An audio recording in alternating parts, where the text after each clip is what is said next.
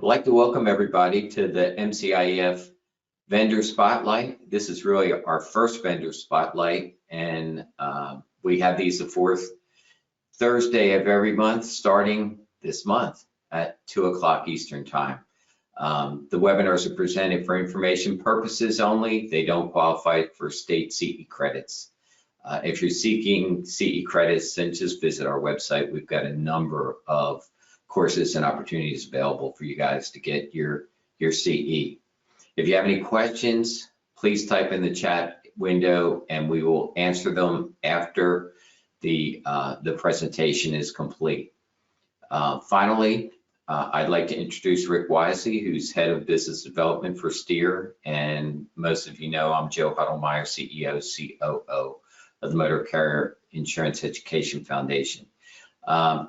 I have had the opportunity to know Rick for a long time, probably longer than he would prefer for me to mention, and he has held a number of different positions, but was reinsuring programs that we had in place for a number of years. So Rick, why don't you say a little bit about yourself and talk about Stere for a few minutes? Absolutely. Well, first of all, Joe, thank you for having me today. I really appreciate that. And I guess I'm the first vendor, so I'll try to do my best from that. But for you folks that are out there today, the main purpose is to talk a little bit about how we help retail agents, wholesalers, MGAs, and program administrators find capacity. So that's going to be our main focus talking about Stere today. My background is underwriting. It's got two parts. I was a reinsurance treaty underwriter for CNA and Fireman's Fund. I was very fortunate to be able to spend a year in London. And through that experience, I was able to meet a lot of the reinsurance brokers that Stere has on its platform today. Second part of my career was as an insurance executive on the program side for carriers like Hanover Re, QBE, Markel, and Hiscox. And also, I had an opportunity, and I'll mention this early, is I did help set up an MGA in Sacramento, California by the name of HDR that is now owned by GenCap. So I've seen it from a lot of different angles. We had an ownership interest in some of the carriers I had with the MGAs and PAs. So I understand the struggles. And one of the reasons that Stere was formed was the long journey that it takes literally from the introduction to when you finally write a program. And so today's topic, we'll talk about how this InsurTech Stere will help in that journey and expedite the time from the first introduction until you write the program. Sounds good, Rick. You just perfect lead into the first slide, and why explore alternatives to the standard market. And I think we've all seen, whether you're on the MGA wholesale side or on the retail side, difficulty in placing a lot of business, capacity shrinking over the last any number of years. And while capacity is shrinking, the number of motor carriers is increasing dramatically. There's been issues with availability for geographic reasons, for years in business reasons, but for a lot of different reasons. And as a result, the number of markets available right now are not that great, and there's a lot of business, and as a result, we all know what supply and demand does, and the pricing is on its way up and has continued to rise. Even though it's slowed down a little bit, it's still at the highest point I have seen in my career. Yeah, just to add some more comments to that, absolutely, we see that capacity has been shrinking, and so one of the goals at Stere, as I said, is to help match with that capacity. And so we're going to talk a little bit later about some of the digital tools that Stere can make available to your audience to help them make them more attractive capacity, because that's really what the goal is, whether that's through reinsurance support or some of the digital tools that we find evolving in the marketplace, coming into the marketplace. I think that will help some of the capacity crunch that's going on now. I think people, and the next portion on the slide, I think people will be surprised at how big the program space is, Rick. At $53.8 billion. I mean, and that's 20. I guarantee you we probably increase another 7 to 10% in 21. So those numbers are huge. Absolutely. When I started, there was probably anywhere from, depending on how you're measuring it, 12 to 15 billion in the late 90s, and now we're closer probably to 60 billion in 2022. You know, having looked at this, we did at Stere do a study of the program market, and you're right, it grows about 7 to 12%, but we've seen that accelerating, especially with new InsurTech MGAs getting into the commercial auto space and many other spaces. So we do expect the program space to even grow faster. Not a surprise at all. Why programs? And this is something that, you know, a lot of people don't understand why somebody would be interested, but the favorable pricing is what is the first thing that everybody, it's like pricing. You know, I want a program because I want a better price. But there's other reasons that are benefits of the insured, and having coverage and forms tailored to the needs of that insured is a reason. And the company that understands the exposure, it's less likely to react to adversity. I don't think it's a surprise to most of our members when they see somebody new come into the business, relatively naive capacity, and all of a sudden they have a couple big losses, and then they pull it back right away. You know, how many times have you seen it in your career? I've seen that many, many times, but one of the reasons for a program that I experienced, as I mentioned, I helped set one up, is that customer service experience. Mm-hmm. A lot of the MGAs figured out very quickly that that was a key component to their success, was those customer service reps and that interaction with the retail agent or the actual insured, and somebody would listen and someone would react that day. They didn't have to wait 48, 72 hours next week, 2 weeks. And so that was definitely a competitive edge that works today. And with the digital tools that are out there being used, even more so, trying to get quotes out as quickly as possible, gathering accurate data, all of those things today are still prevalent in customer service. Yeah, response time anymore has gotten to move up to the top of the list because everybody wants everything immediately. Nobody wants to wait. And I think that's a good point. It's a point that I hadn't really thought of. The benefits of the insurance companies are pretty, I mean, they're what you'd expect. Efficiencies where you have somebody that's able to do a little bit cheaper, a little bit faster, a little bit quicker, better, maybe a little bit better technology. You know, you got specialized expertise. You know, you've got people that this is what they do. You know, they're not generalists, they are specialists, and as a result, they're on the underwriting side and the claim side. Usually, you have some expertise that's going to give you a better chance to be successful with the program. A lot of times, you'll see an association endorsement or special marketing, and you get better predictability of results. Is that what you see for the most part?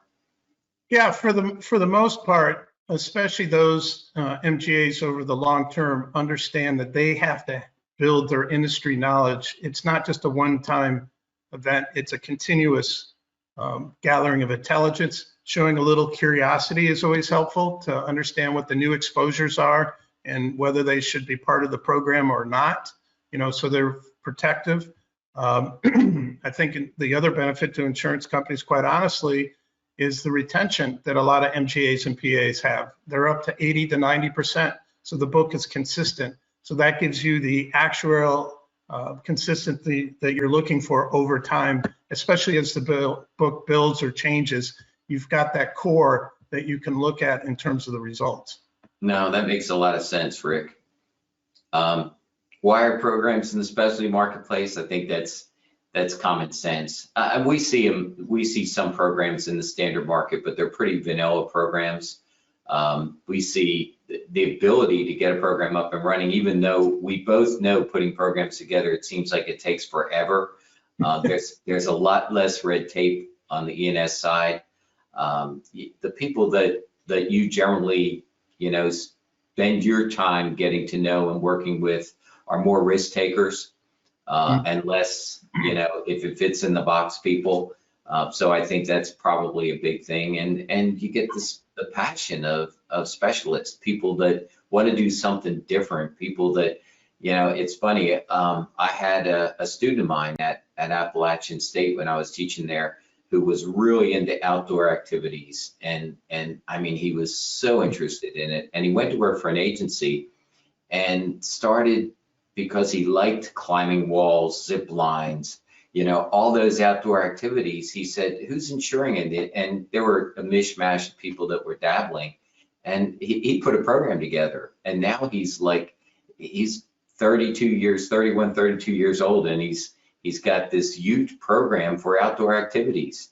And he has to go and visit some of these, like in Hawaii and Colorado, and and really tough places to visit.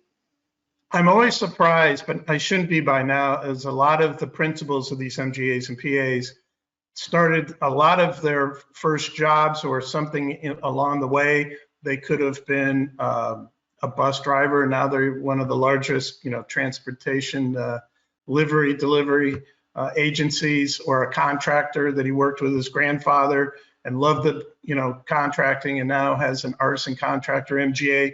You'd be surprised where a lot of that exposure does come from in the beginning, or their passion. So a lot of the MGAs, PAs, I find the most successful are very passionate about that particular area of expertise. And they've been since they were younger, continue, and really want to show why their expertise and their team can help deliver profitable results. Yeah, Dan, that makes a lot of sense. What kind of minimum premiums are you seeing for market interest, Rick? Great question. Generally for programs, I would say right now what I see is 5 million annual. Now, a lot of carriers will allow maybe a 24-month period to get to that type of figure, but what you really need to spend on the distribution side, if you're the MGA, PA especially, is show how you can get to those figures over a period of time. And so whether that's hit ratios, whether it's adding an association endorsement, some way within your description, within your submission, you really have to focus in on that messaging of how to get to 5 million and beyond. Now, if it's less than 5 million, there are a handful of carriers who will look at that, but there's also alternatives out there to binding authorities and some other setups in the marketplace. No, that's good. Where do programs come from? We briefly touched on the association, touched on agents, and really underwriting expertise of the MGA or the program manager, which you mentioned with respects to somebody coming from the contracting side, or their parents did something. And, I've got two friends, and actually I've got three friends, and one has a pet medical program, very much into his pets. Another one's got a short track rail program, which it's like, how many short track railroads are there in the United States? Well, apparently there's a whole lot more than I thought, because he's doing real well. And another avid golfer's got a country club program. So, if that comes back to your passion. If you got a passion somewhere, you can put something together. But to get it done, and this is keys to getting a program written, data. And data is king, pretty much with everything anymore. And the availability of data has become greater. Owning the data is very, very important, especially if you're an agent or a wholesaler, and you're doing a lot of, a homogeneous book of business. Make sure you get the data for that, because don't let the company have it, because then you'll never be able to build something out. Critical mass, something we talked about. You want to be able to have enough premium to cover the losses. Data, as you can see, I have data in here a few times. Expertise. Like location, but yes. Yeah, exactly, for real estate. Expertise in the class, and market relationships. And you bring a lot to the market relationship side, don't you, Rick? Yes, one of the things at Stere is we actively are talking to anywhere between 30 and 40 carriers right now, and understanding their program and their risk appetite.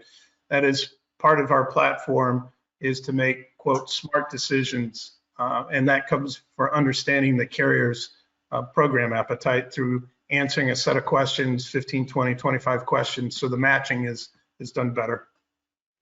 And do you do that with any kind of technology, or is it just done, with, and I guess where I'm saying is, are all companies have the same 25 questions, or are you going to get, one set here, one set there? I think there'll be an initial consistent test. Do you do admitted, non-admitted? Do you do a startup? You don't do a startup? So there'll be a set of questions that will help, at least on the macro level, set up some choices for you. And then, yes, there will be some very specific. They added a marine division, so they're looking for marine programs. They added a new commercial auto team, so maybe they're looking for commercial auto, or they just hired some property underwriters. So with the carriers, their risk appetite, their program appetite can change. And one of the benefits of Stere is we'll be tracking those changes as they'll be members of Stere, so we can understand better the matching to the potential MGA or PA program. Well, and that alone is going to save a whole lot of legwork and a whole lot of time for somebody trying to put a program together. The last thing you need to do is go into the marketplace and approach markets that have absolutely no interest in what you're peddling. And you're going to waste a whole lot of time and a whole lot of energy responding to people that ultimately are not going to do it anyway. Absolutely. One of the things when I sat in the senior executive role for program unit was the amount of submissions that came to us that didn't fit our program appetite, but we still had to read through them. We still had to decline them.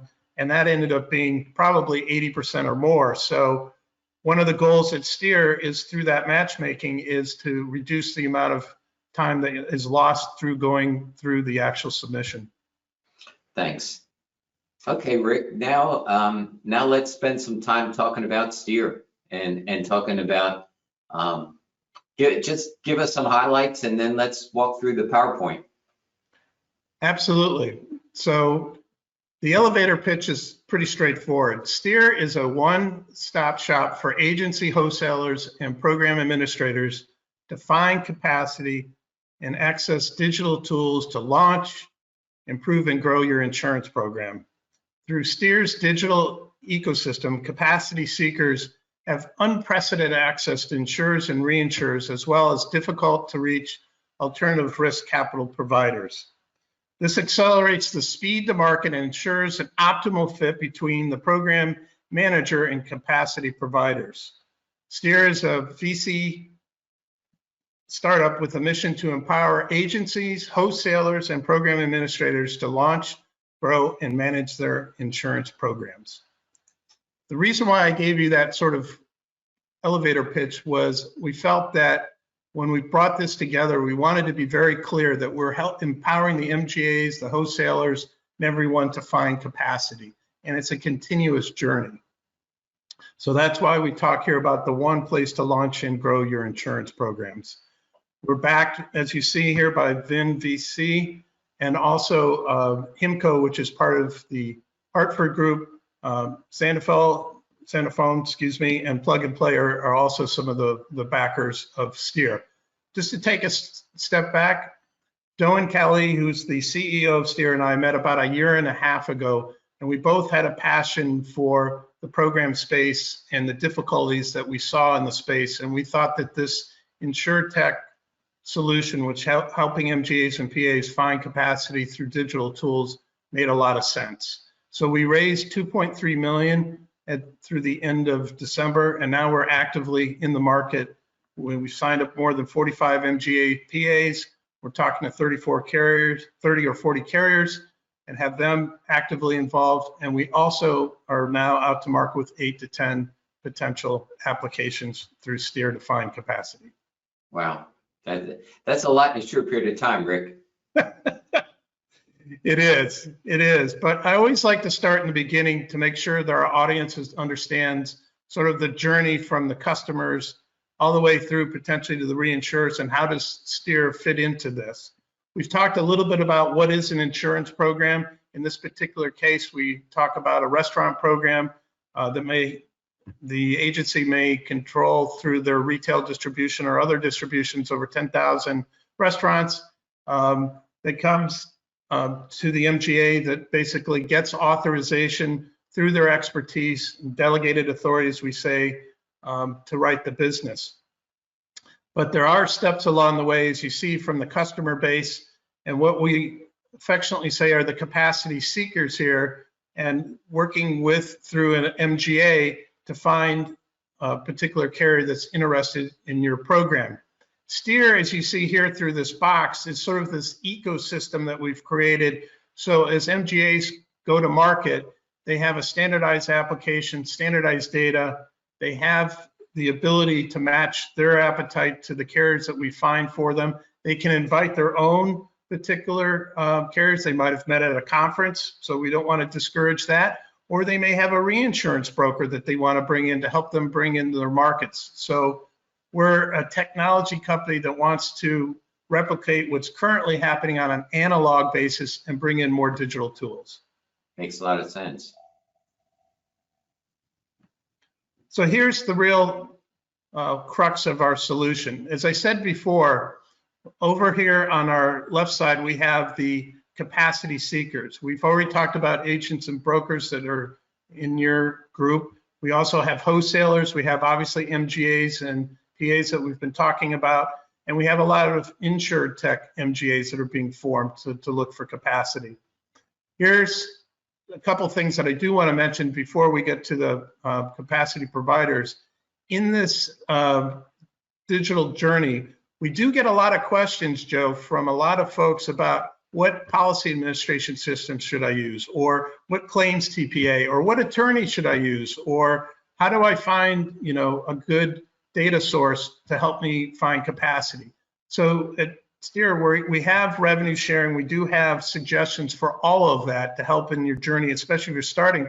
But I want to emphasize this. We also get a lot of inquiries from existing MGAs and PAs to see what's the latest digital tools.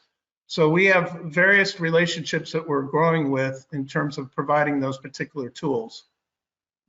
So in the center there, you'll see the Stere API. And what that effectively is our platform that we're helping digital seekers find digital providers. And in this particular case, it's the insurance companies.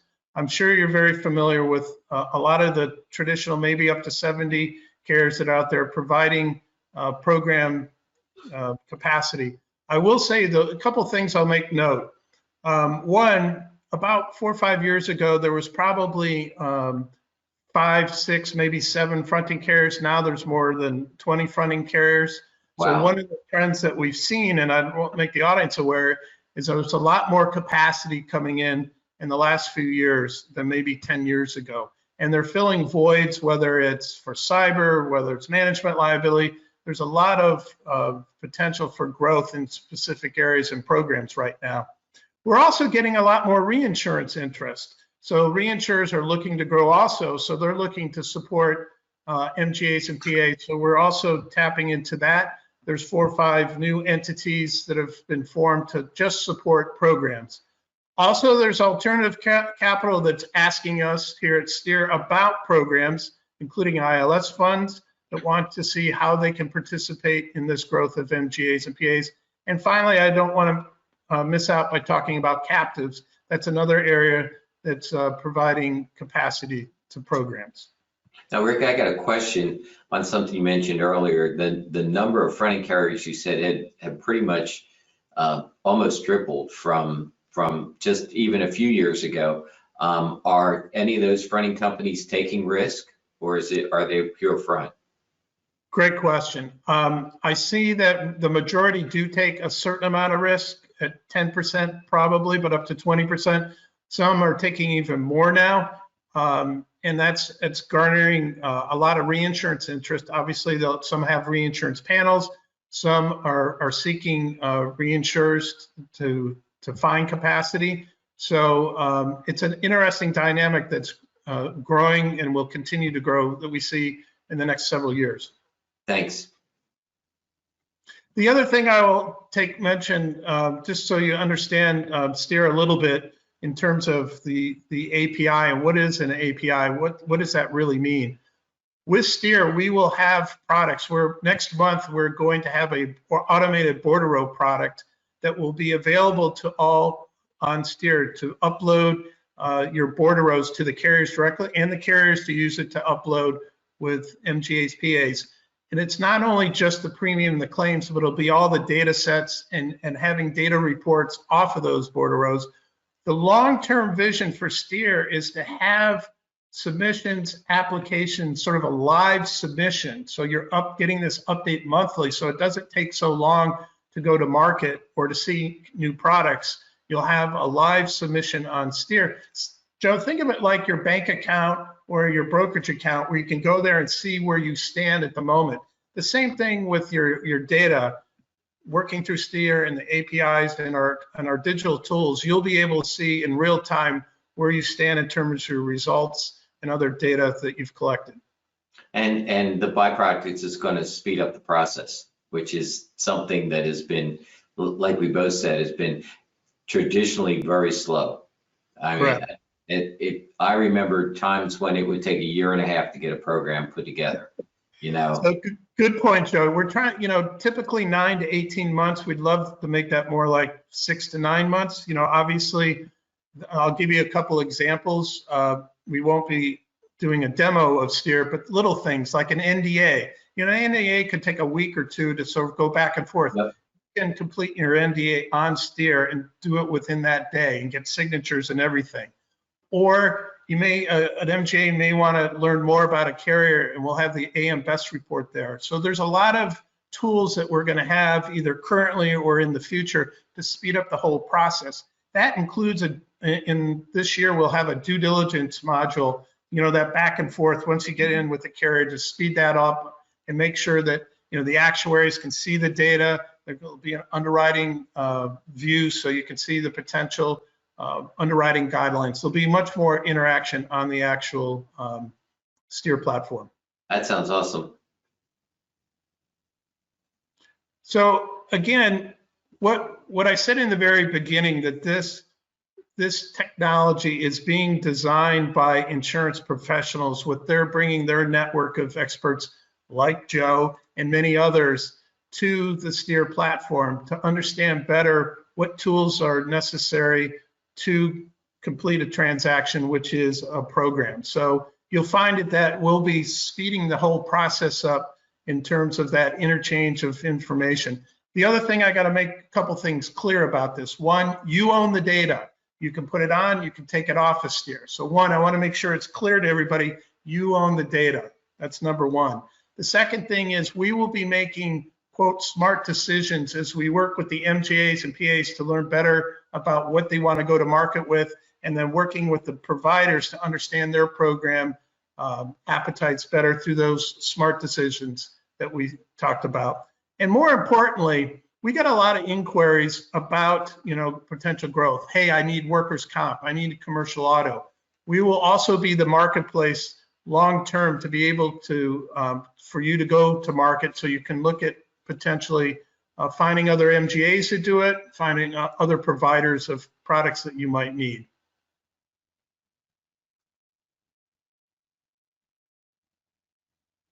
So I've talked a little bit about, sort of the path going from, an insurance program, the seekers, to the capacity. And like I said, we will be working on more tools for you. Let me give you another example that I was thinking about that I would tell, obviously people are saying, hey, not all programs are the same. You may have a workers' comp program. You may have a property. You may have a marine program. In the future, we're going to have different templates to help match up with capacity based on what your program actually is. So that template will be geared towards maybe a marine program or a commercial auto or workers' comp. So that will also help in terms of the matchmaking. It will help in terms of the exchange of data. So I think that will be very helpful.